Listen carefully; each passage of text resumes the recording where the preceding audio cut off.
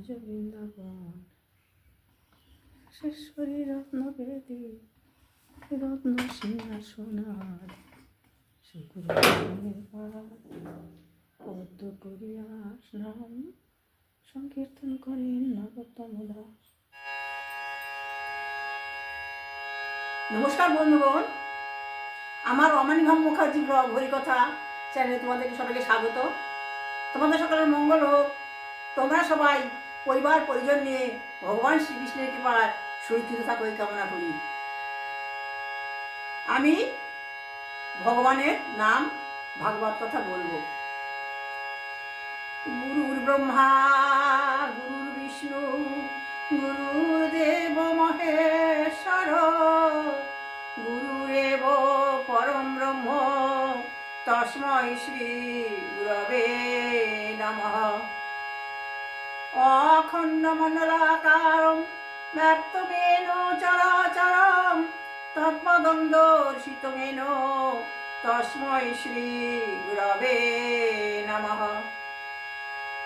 অজ্ঞানতিমিরান্ধস্য জ্ঞানাঞ্জন শলাকয়া চক্ষুरुन्मिलितं তস্মৈ শ্রী গুরবে নমঃ। ওম তস্মৈ শ্রী গুরবে নমঃ। ওম তস্মৈ শ্রী গুরবে নমঃ।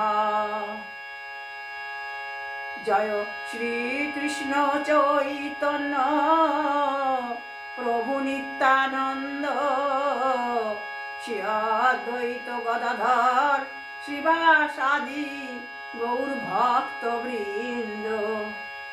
জয় শ্রীকৃষ্ণ চৈতন্য প্রভু নিত্যানন্দ শ্রী অদ্বৈত গদাধর শ্রীবাসাদি গৌর ভক্তবৃন্দ। জয় শ্রীকৃষ্ণ চৈতন্য প্রভু নিত্যানন্দ শ্রী অদ্বৈত গদাধর শিবাসাদি গৌর ভক্তবৃন্দ। হরে কৃষ্ণ কৃষ্ণ কৃষ্ণ হরে হরে হরে রাম রাম রাম হরে হরে হরে কৃষ্ণ কৃষ্ণ কৃষ্ণ হরে হরে।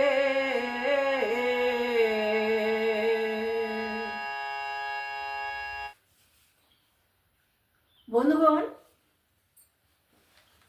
আমি আগের দিন বর্ণনা করেছিলাম কুরুক্ষেত্রে ঋষিদের শিক্ষা। যখন ঋষিরা ভগবানের কাছ থেকে শিক্ষা নিয়ে চলে এসেছিলেন, তখন ভগবানের পিতা বসুদেব সেই ঋষিগণকে বলেছিলেন যে আপনি আমাকে কিছু জড়জাগতিক থেকে কিভাবে মুক্তি হবো সেই সব আমাকে শিক্ষা দিন। সেই শিক্ষা তারা দেওয়ার জন্য ছিলেন এবং প্রত্যেকটা মুনি একে একে ভগবানের পিতাকে উপদেশ দিয়েছেন। এই পর্যন্ত বর্ণনা করেছিলাম। আজকে আমি তারপর থেকে বর্ণনা করব।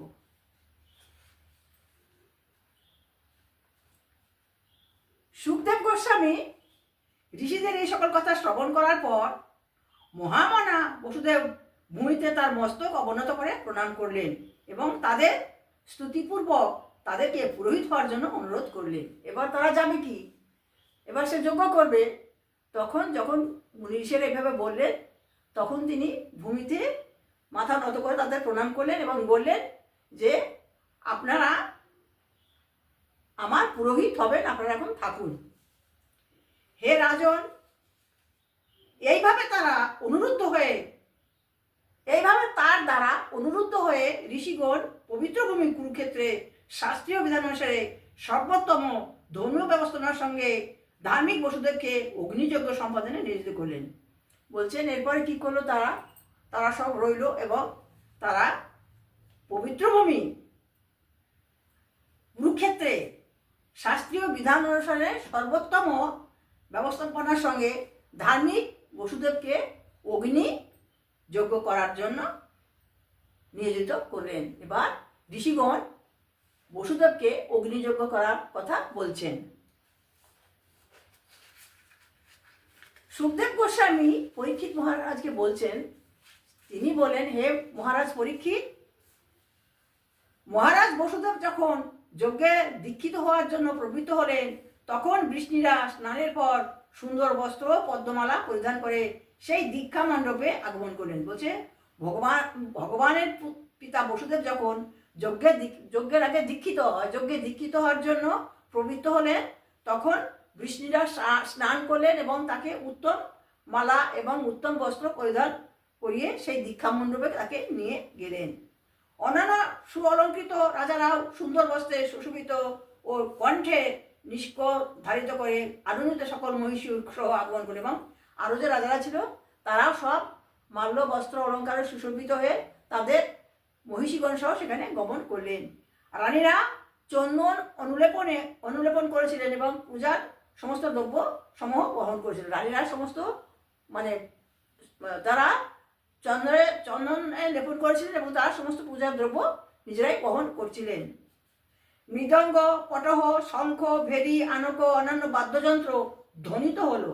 নর্তক নর্তকীরা নৃত্য করলেন এবং সুত মাগধেরা স্তুতি পাঠ করলেন। তাদের পতিগণ সহ মধুরকণ্ঠী গন্ধর্ব রবীন্দ্রা গান গাইলেন, এবং তখন যারা ছিল মধুরকণ্ঠী গন্ধর্ব রবীন্দ্রা তারা গান গাইলেন। বসুদেবের নয়নদ্বয় অঞ্জন দিয়ে শোভিত দেহ নবনিলিপ্ত করার পর পুরোহিতরা স্বাস্থ্যবিধি অনুসারে তাকে তার অষ্টাদশ পত্নীকে পবিত্র জল সিঞ্চন করে দীক্ষিত করলেন। বলছেন বসুদেবের নয়ন অঞ্জন করলো এবং তার সুশোভিত দেহ নবনিলিপ্ত করার পর পুরোহিতরা কি করলো, স্বাস্থ্যবিধি অনুসারে তার যে অষ্টাদশ 18 জন যে মহিষী ছিল তাদেরকে দিয়ে তাদের পবিত্র জল সিঞ্চন করে তাদেরকেও দীক্ষিত করলেন। তার পত্নীতে তারা পরিবৃত হয়ে নক্ষত্র মণ্ডলী পরিবেষ্টিত রাজকীয় চন্দ্রের মতো মনে হচ্ছে। যখন তিনি ওই তার মহিষীদের দ্বারা পরিবৃত ছিলেন, তখন তাকে মনে হচ্ছিল যে চন্দ্র তার রমণীগণ সহ বসে আছেন। বসুদেব তার পত্নীগণ সহ দীক্ষা গ্রহণ করে। এবার বসুদেব যজ্ঞ করতে হবে, দীক্ষা গ্রহণ করতে হবে। এবার বসুদেব তার পত্নীগণ সহ দীক্ষা গ্রহণ করলেন। যারা রেশমি শাড়ি পরিধান করেছিলেন এবং গলায় কণ্ঠহার, নুপুর ও কুণ্ডল দ্বারা বিভূষিত হয়েছিলেন, তারা সবাই রেশমি শাড়ি পরিধান করেছিলেন, বলয়, কণ্ঠহার, নুপুর এবং কুণ্ডল দ্বারা বিভূষিত হয়েছিলেন। মৃগচর্ম দ্বারা আবৃত দেহে বসুদেব দীপ্তমান রূপে শোভিত ছিলেন। মৃগচর্ম দিয়ে তার দেহকে আবৃত করে বসুদেব দীপ্তিমান রূপে শোভিত ছিলেন। হে মহারাজ পরীক্ষিত, রেশমি ধুতি ও রত্নখচিত অলঙ্কারে সজ্জিত বসুদেবের পুরোহিত ও সভাসদদের এতই জ্যোতির্ময় দেখাচ্ছিল যে তারা যেন বৃত্তাসুর বিনাশী ইন্দ্রের জগৎস্থলে দণ্ডায়মান ছিলেন। বলছে যে এত সুন্দর লাগছিল, তখন তাদের দেখে মনে হচ্ছিল যে তারা যেন বৃত্তাসুর বিনাশী ইন্দ্রের জগৎস্থলে দণ্ডায়মান ছিলেন। ইন্দ্র যেহেতু বৃত্তাসুরকে বধ করেছিলেন, সেই জন্য ইন্দ্রাসুর যেমন ইন্দ্র ছিলেন, ঠিক তাকে তার মতো ইন্দ্রের মতোই লাগছিল। সেই সময় সকল জীবের ঈশ্বর বলরাম কৃষ্ণ তাদের ঐশ্বর্যের প্রকাশ নিজ পুত্র, পত্নী ও পরিবার অন্যান্য সদস্যদের সঙ্গে রাজকীয় দীপ্তিতে বিরাজ করছিলেন। এবারে সেই সময় ভগবান শ্রীকৃষ্ণ, বলরাম তাদের পুত্রগণ সহ তাদের মহিষীগণ সহ সেখানে এসে রাজকীয় দীপ্তিতে বিরাজ করেছিলেন। তারাও রাজকীয় দীপ্তিতে সেই অগ্নিযজ্ঞে বিরাজিত ছিলেন। যথাবিধি অনুসারে বিভিন্ন ধরনের বৈদিক যজ্ঞসমূহ সম্পাদন করে বসুদেব সকল যজ্ঞ উপকরণ, মন্ত্র, ক্রিয়ার উদ্দেশ্যকে পূজা করলেন। অগ্নিহোত্র ও যজ্ঞ আরাধনার অন্যান্য বিষয়সমূহ সম্পাদন করে তিনি প্রাকৃত ও বৈকৃত উভয় যজ্ঞই সম্পাদন করলেন। তিনি সমস্ত যজ্ঞ ওই সময় তিনি সম্পাদন করলেন। তারপর যদিও পুরোহিতরা সুঅলঙ্কৃত ছিলেন, তবুও যথাসময়ে শাস্ত্র অনুসারে বসুদেব পুরোহিতদের মূল্যবান অলঙ্কার দ্বারা বিভূষিত করলেন এবং বহুমূল্য গাভী, ভূমি ও কন্যা উপহার দিয়ে দক্ষিণা প্রদান করলেন। তখনকার দিনে রাজারা এইভাবে তাদের ব্রাহ্মণ পুরোহিতদের দান করতেন। সেইভাবে বসুদেব সমস্ত পুরোহিতদের দান করলেন।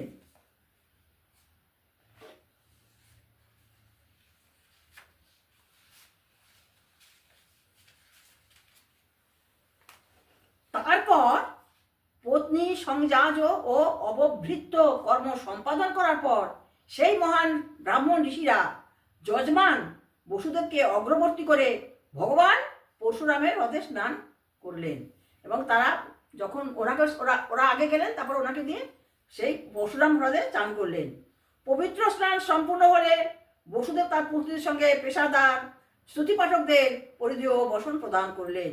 যখন তাদের পবিত্র স্নান হলো, তখন তারা পেশাদার ও স্তুতি পাঠকদের পরিধেয় বস্ত্র প্রদান করলেন। অতঃপর বসুদেব নববস্ত্র পরিধান করলেন। তারপর তিনি সকল শ্রেণীর মানুষদের, এমনকি কুকুরদেরও সমানের সঙ্গে ভোজন করালেন। এরপর তিনি সব শ্রেণীর মানুষদের এবং এমনকি কুকুরদেরও তিনি ভোজন করালেন। এখন সবাই কুকুরকে ঘৃণা করছে, দেখো তখন কুকুরকেও সম্মান করা হতো। বসুদেব সবাইকে ভোজন করালেন, তার সঙ্গে তিনি কুকুরদেরও ভোজন করালেন। তাদের সকল স্ত্রী পুত্র সহ তারা আত্মীয় বর্গদের বিদর্ভ, কোশল, পুরু, কাশী, কেকয় ও সিঞ্জয় রাজ্যের রাজাদের সভার প্রতিনিধিত্বকারী সদস্যদের এবং পুরোহিত, প্রত্যক্ষদর্শী দেবতা, মানুষ, ভূত ও পিতৃচারণের তিনি ঐশ্বর্যময় উপহার প্রদান করলেন। তিনি সবাইকে ঐশ্বর্যময় উপহার প্রদান করলেন এবং তাদেরকে সম্মানিত করলেন। অতঃপর লক্ষ্মীদেবীর আলয় ভগবান শ্রীকৃষ্ণের কাছ থেকে অনুমতি গ্রহণ করে বসুদেবের যজ্ঞে স্তুতি কীর্তন করতে করতে বিভিন্ন অতিথিরা প্রস্থান করলেন। তারপর কি হলো লক্ষ্মীদেবীর আলয় ভগবান শ্রীকৃষ্ণের কাছ থেকে অনুমতি গ্রহণ করে বসুদেবের যজ্ঞের স্তুতি কীর্তন করতে করতে অতিথিরা প্রস্থান করলেন। এবারে যখন শেষ হলো, তখন তারা সকলেই ভগবানের স্তুতি করতে করতে প্রস্থান করলেন।